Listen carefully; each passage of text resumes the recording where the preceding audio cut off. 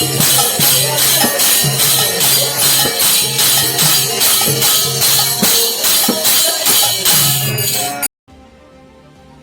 केदारपुर पंचायत जितानगा गाँव में आज भी बंची रही प्राचीन कालर कला संस्कृति और परंपरा। भागवत टुंगी भागवत पारायण और नाम संकीर्तन आज भी बंची रही जितानगा गाँव में शुभुची हरिनाम पढ़ा जाउछि भागवत। भागवत टुंगी मुहा आजिर बुढ़ा बुढ़ी आधुनिक जुगरे गाँ मानकरे भागवत टुंगी देखा मिलु नथिबा बेले किंतु एठारे संध्या हेले डाकबाजी यंत्र शुभे नाम संकीर्तन। हिंदू सनातन धर्म रे गाँ मानकरे भागवत टुंगी भागवत पूजा पाई थांती। संध्या हेले घंट घंटा झांझ मृदंग एवं हरिनाम रे अंचल कंपी थाए। संज नईले गाँव रे नाम संकीर्तन गान सहित भागवत चर्चा जितानगा गाँव रे जीवनर एक भिड़ स्वाद आनी देछि। भागवत टुंगी माध्यम लोकों मध्य शांति भरी देवार सामूहिक प्रयास रे सफलता आनी देइछन्ति जितानगा गाँव ग्रामवासी।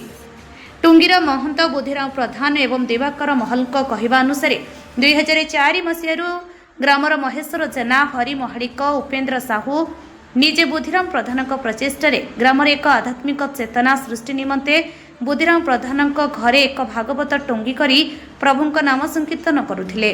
भागवत टुंगीर महंत तीन ठाकुर जगन्नाथ बलभद्र सुभद्रा और श्रीमद भागवत गीता टुंगी स्थापन करी नीतिकांति पालन करी आसुछंती। प्रत्यह संध्यारे और स्वतंत्र भाव सोमवार और गुरुवार संध्यारे नाम संकीर्तन सहित भागवत पारायण कराए। ग्रामर अनेक महिला पुरुष उपस्थित रही भागवत श्रवण भागवत चर्चा करिथांती। टुंगीर उद्योक्ता अशोक साहू रंजित साहू बनमाली महल नित्यानंद पलेई दिवाकर महल अनंत महल जयंत सेनापति कृष्णचंद्र सेठी करुणाकर मल्लिक रेवती महांती प्रमुख उद्यम आज यही भागवत टुंगी बंची रही। एमानक द्वारा एक संकीर्तन मंडली गठन कराई विभिन्न कार्यक्रम रे जोग देउछंती। बुद्धिराम प्रधान मठर महंत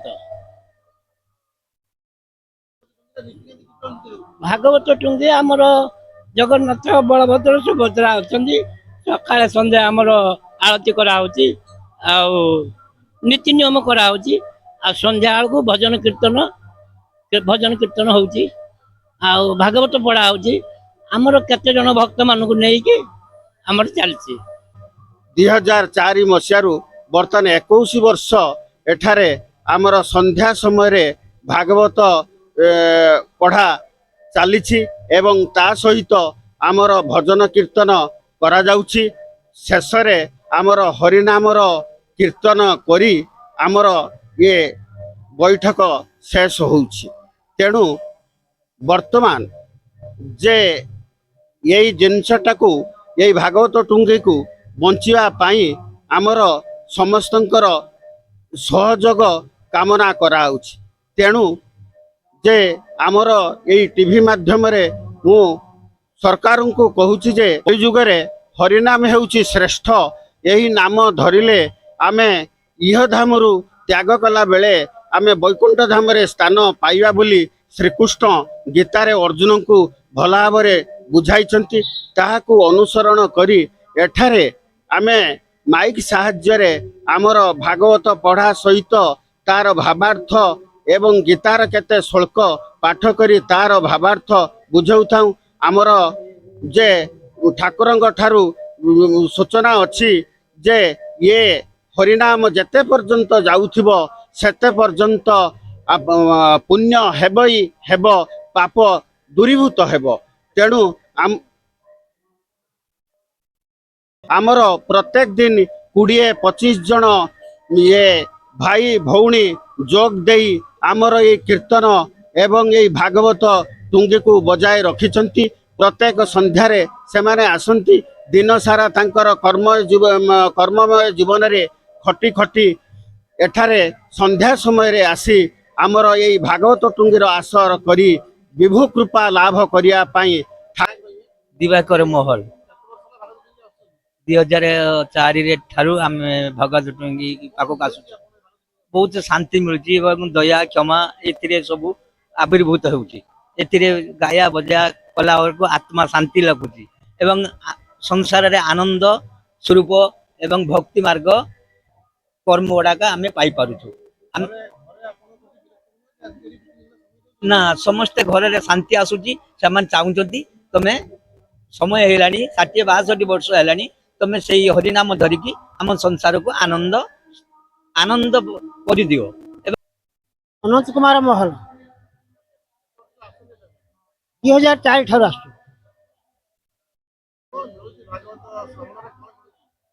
ମିଳୁଛି ଆତ୍ମାକୁ ଶାନ୍ତି ମିଳୁଛି। ଘରେ ସବୁ କର୍ତ୍ତବ୍ୟ ତୁଲେଇକି ଏଠିକି ଆସୁଛୁ।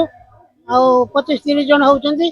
ଆଉ ପ୍ରତିଦିନ ଭାଗବତ ଚର୍ଚ୍ଚା ହଉଛି, ଗୀତା ପାଠ ହଉଛି। ଆଉ ଆସିକି ଏଠି ଭାଗବତ ପାଠ ହଉଛି। ଅଶୋକ ନନା ପଢୁଛନ୍ତି, ସବୁ ବୁଝଉଛନ୍ତି। ଆଉ ଆତ୍ମାକୁ ଶାନ୍ତି ମିଳୁଛି, ଆନନ୍ଦ ମିଳୁଛି। କୃଷ୍ଣଚନ୍ଦ୍ର ସେଠୀ 5-7 ବର୍ଷ ହେଲା ଆସୁଛି। ଆଉ ଶ୍ରଦ୍ଧା ଭକ୍ତି ଥିବାରୁ ଆଉ ବୁଦ୍ଧିରାମ ବାବୁଙ୍କ ଅନୁରୋଧ ରକ୍ଷା କରିକି ଆମେ ଆସୁଛୁ। ଆଉ ଭାଗବତ ପରାୟଣରେ ଆମେ ଆତ୍ମାର ସଦଗତି, ଆତ୍ମା ଶାନ୍ତି ଅନୁଭବ କରୁଛୁ। ଶାନ୍ତ ସ୍ୱରୂପ ହେଇକି ଯେଉଁ 2 ଘଣ୍ଟା କି ଘଣ୍ଟାଏ ବସୁଛୁ ଆମେ ବହୁ ଆନନ୍ଦ ଅନୁଭବ କରିପାରୁଛୁ। ଭଦ୍ରକରୁ ଅମୂଲ୍ୟ କୁମାର ମାଝୀଙ୍କ ରିପୋର୍ଟ, ଅମୂଲ୍ୟ ଲାଇଭ୍।